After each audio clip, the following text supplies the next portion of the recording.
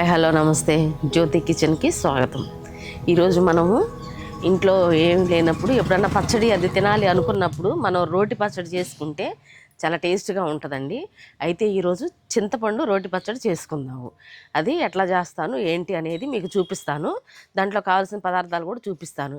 అయితేనండి ఎప్పుడో పాత రోజుల్లో మా అమ్మమ్మ నాయనమ్మల టైంలో అంటే చాలామంది ఎక్కువ పిల్లల్ని కానీ వాళ్ళకి టయానికి గబుక్కన ఏమి లేనప్పుడు ఇలాంటి రోటి పచ్చళ్ళే చేసి వాళ్ళకి కమ్మగా పెట్టేవాళ్ళండి. చక్కగా తినేవాళ్ళు. వాళ్ళు అప్పట్లో కూడాను గేదెలు అవన్నీ పెంచుకునేవాళ్ళు.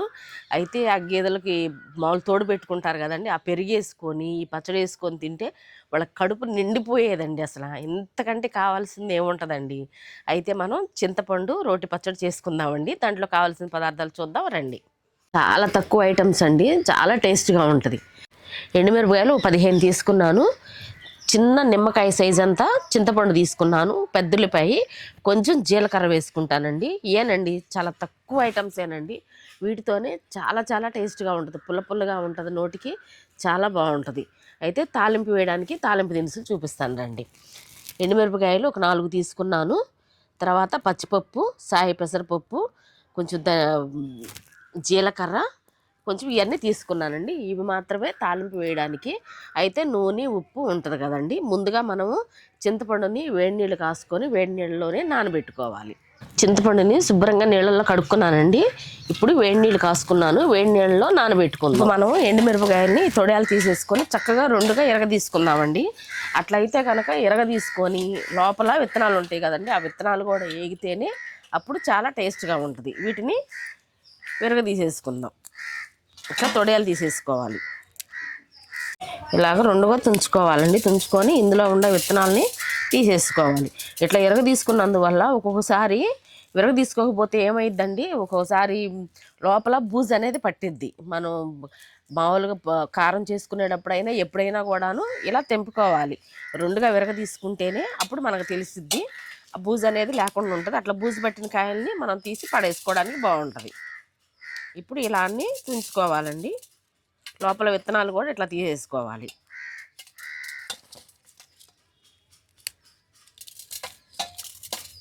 విత్తనాలు చక్కగా వేగుతాయి, ఎండుమిరపకాయలు కూడా మంచిగా వేగుతాయి.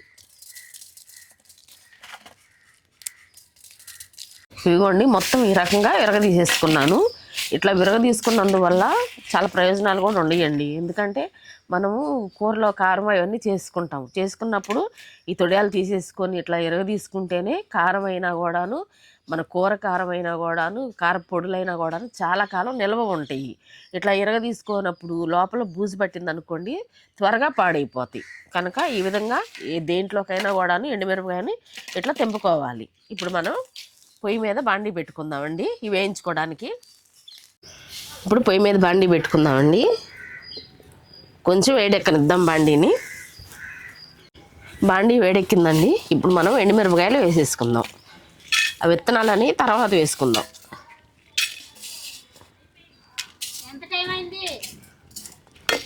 వీటిని మాడిపోయేలాగా కాకుండా చక్కగా లైట్గా వేయించుకోవాలండి. ఇప్పుడు మనం కొంచెం ఆయిల్ పోసుకుందాం.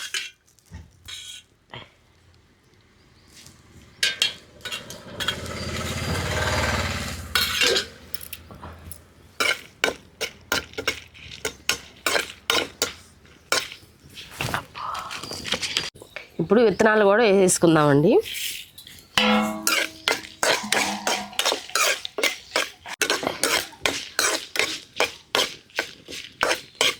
వేగిపోయినాయి అండి. ఇప్పుడు దించేసుకుందాం. ఇట్లా దించగానే మాడిపోతాయి అని అనుకుంటే కనుక కొంచెం ఉప్పు వేసుకుంటే మాడవు.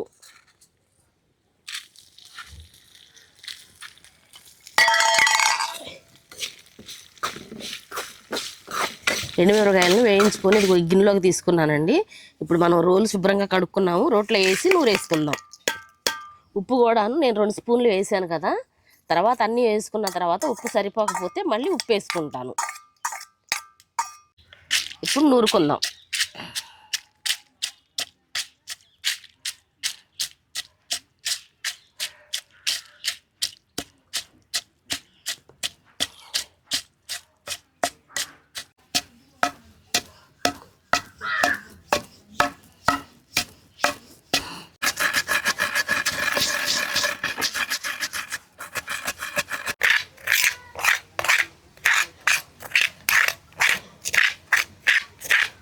ఎండుమిరపకాయలు చక్కగా నలిగిపోయినాయండి. ఇప్పుడు మనం నానబెట్టుకున్న చింతపండును వేసేసుకుందాం.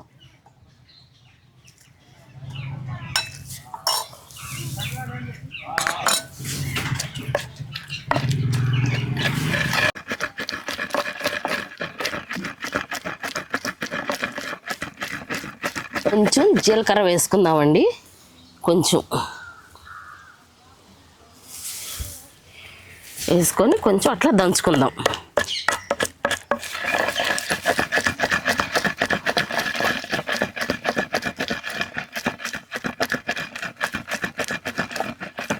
చిన్నులపాయలు ఇందాక చెప్పలేదండి, చిన్నులపాయలు వేసేసుకుందాం. ఒక చిన్న సైజు పాయ. అసలైన టేస్ట్ అనేది చిన్నులపాయలోనే ఉంటుందండి.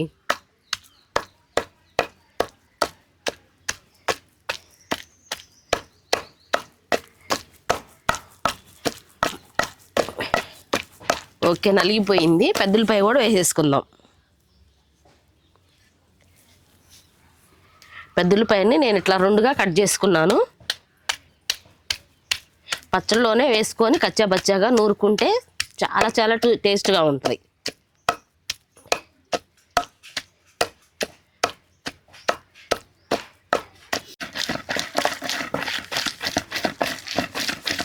ఇప్పుడు మనం ఒకసారి ఉప్పు చూసుకుందామండి, సరిపోయిందో లేదో.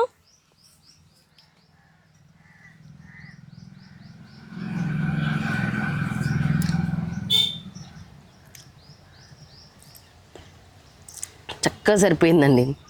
సూపర్గా ఉంది అసలు. వేడి వేడి అన్నంలో కొంచెం నెయ్యి వేసుకొని తింటే అదిరిపోయిద్దండి అసలు. ఇందులో కాంబినేషను కోడిగుడ్డు అట్టు కూడాను సూపర్గా ఉంటుంది. నేను ఇప్పుడు కోడిగుడ్డు అట్టేసుకొని తిని ఎట్లా ఉందో మీకు చెప్తాను. నలిగిపోయింది, తీసేసుకుందామండి.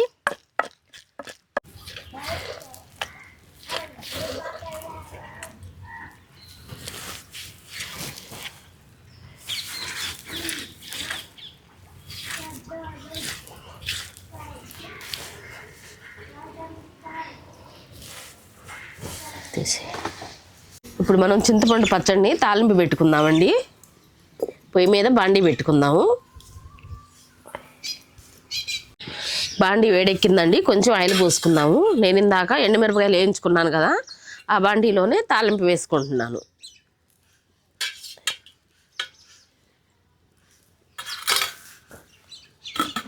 నూనె వేడెక్కిందండి, తాలింపు దినుసులు వేసేసుకుందాము. ఆవాలు, పచ్చిపప్పు, జీలకర్ర, సాయి పెసరపప్పు ఇవన్నీ వేసుకొని వేయించుకుందాం.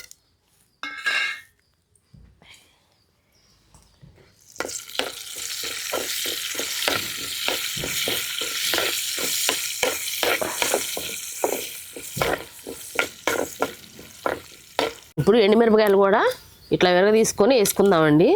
ఎండుమిరపకాయల్లోకి మనం ఇట్లా వేయించుకున్నప్పుడు నూనె పోతే కనుక ఆ నూనె చాలా టేస్ట్గా ఉంటుంది. అన్నం తింటుంటే ఎండుమిరపకాయ పెట్టుకొని అన్నం తింటుంటే చాలా టేస్ట్గా ఉంటుందండి ఇట్లా నూనెలో వేయితే. ఇప్పుడు చక్కగా వీటిని వేయించుకుందాము.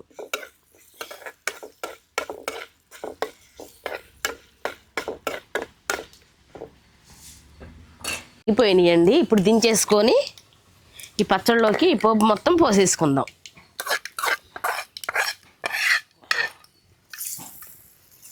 కరివేపాకు అయితే నా దగ్గర లేదండి, కరివేపాకు కూడా వేసుకోండి, బాగుంటుంది.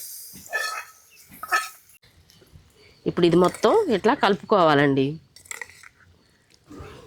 చక్కగా తాలింపు వేసుకొని ఇప్పుడు ఇందులో పోసేసుకున్నాం కదండి. ఇప్పుడు మనం కోడిగుడ్డట్టు వేసుకొని టేస్ట్ ఎలా ఉందో చూద్దాం. కోడిగుడ్డట్టు వేసుకుందామండి.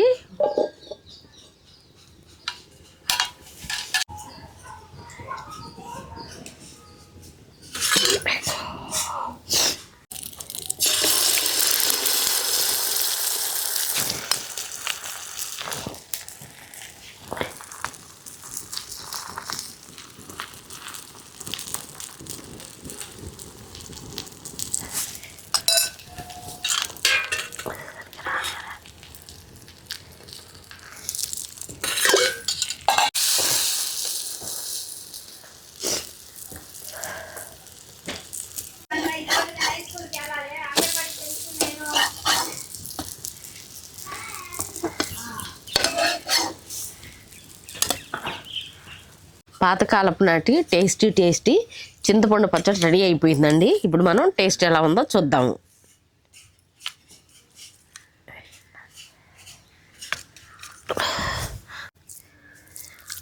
నోరు ఊరిపోతుందండి చూస్తుంటేనే. వేడి వేడి అన్నము, చింతపండు పచ్చడి.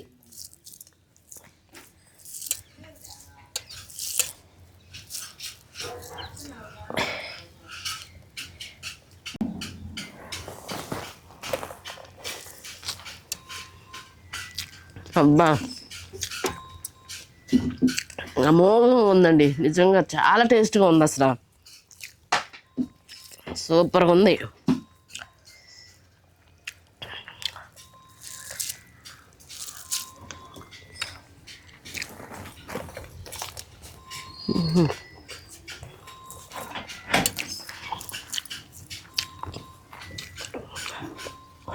చూడండి, ఇప్పుడు నెయ్యి వేసుకొని టేస్ట్ ఎలా ఉందో చూద్దాము. నెయ్యి చూడండి ఎట్లా ఉందో. ఇదంతా నెయ్యానండి.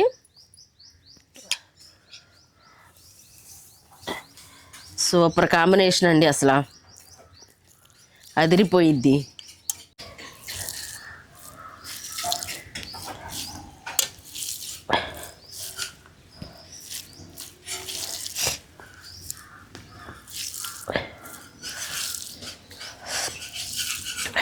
అన్నం తినేటప్పుడు చేతి నిండా అన్నం అయితే జీవితాంతం అన్నం దొరికిద్ది అని చెప్పని అంటారు పెద్దలు. మా నాన్నకు కూడాను అన్నం తింటుంటే చేతి నిండా అన్నం అయ్యిద్దండి.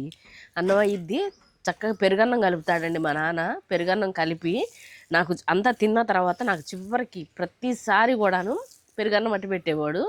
అసలు ఎంత బాగుంటుందోనండి మా నాన్న కలిపిన పెరుగన్నం తింటే. అసలు నిజంగానండి చాలా టేస్ట్గా ఉంటుంది. ఇప్పుడు నెయ్యి వేసుకున్నాం కదా, చూడండి ఎంత బాగుందో అసలు.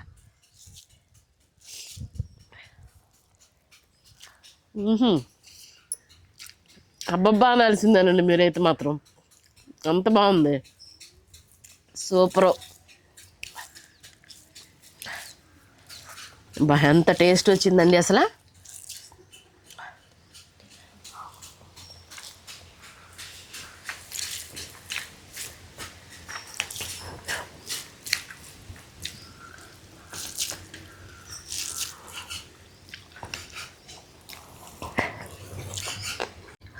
అన్నం మొత్తం ఒట్టిగానే లేకపోతే నెయ్యి వేసుకొని తినేసేసానండి. ఇదిగో కోడిగుడ్డ అట్ట వేసుకున్నాం కదా, కోడిగుడ్డ అట్లో కూడాను టేస్ట్ ఎలా ఉందో చూద్దాము.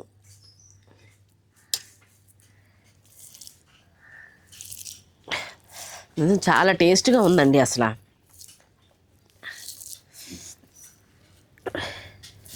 నేను కూడా ఇలా నూరుకొని చాలా రోజులు అవుతుంది. ఇప్పుడు మాత్రం కడుపు నిండా తింటున్నానండి.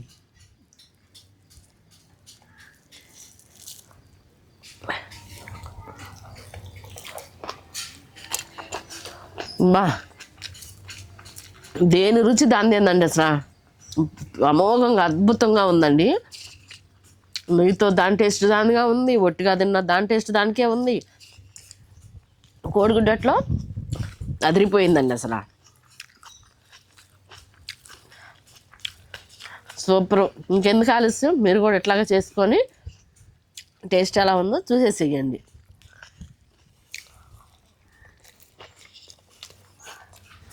మన వీడియో ఎంతవరకు చూసినందుకు చాలా థ్యాంక్స్. వీడియో కనుక నచ్చితే లైక్ చేయండి, షేర్ చేయండి, సబ్స్క్రైబ్ చేయండి. ఓకే, బాయ్ అండి.